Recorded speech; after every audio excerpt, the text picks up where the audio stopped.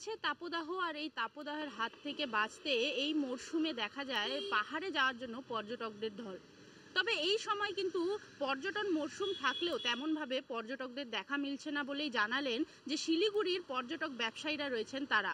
তার কারণ হলো আগামী ২৬ তারিখ অর্থাৎ ২৬শে এপ্রিল রয়েছে দার্জিলিং লোকসভা কেন্দ্রের নির্বাচন।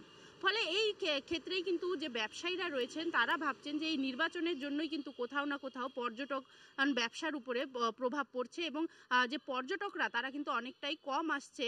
বিগত যে বছরগুলো সেই সময় যে পর্যটন মৌসুমে যেভাবে ঢল নামে পর্যটকদের সেটা কিন্তু অনেকটাই কম রয়েছে। পাশাপাশি ২২ এপ্রিল থেকেই কিন্তু সমস্ত যে স্কুলগুলো রয়েছে রাজ্যের সে সমস্ত জায়গায় কিন্তু গরমের ছুটিও পড়বে। ফলে এই সময় কিন্তু যে পর্যটকরা যারা বাইরে থেকে বেড়াতে আসেন দার্জিলিং, কালিম্পং, কার্শিয়াং বা প্রতিবেশী রাজ্য সিকিম, যারা তাপদাহ থেকে কিছুটা রেহাই পেতে যে পর্যটকরা এখানে এসে উপস্থিত হন তারা কিন্তু এবার সেভাবে আসছেন না।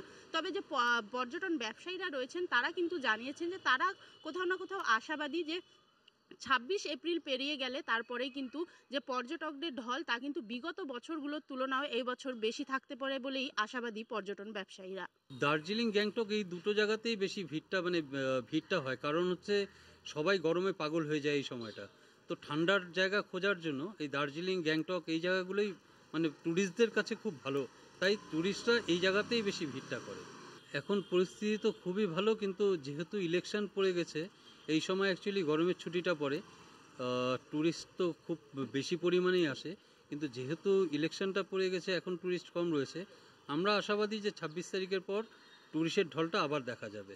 রিসেন্টলি গরমের ছুটি স্টার্ট হবে, এবার স্টার্ট হওয়ার পরেই সবাই তো এই গরমের ছুটিতে এই পাহাড় এনজয় করতে আসে, তো আমরাও সেই সময়টারই অপেক্ষা করে যাচ্ছি। আমার শহর শিলিগুড়ি থেকে রিনা কুমার, কলকাতা টিভি।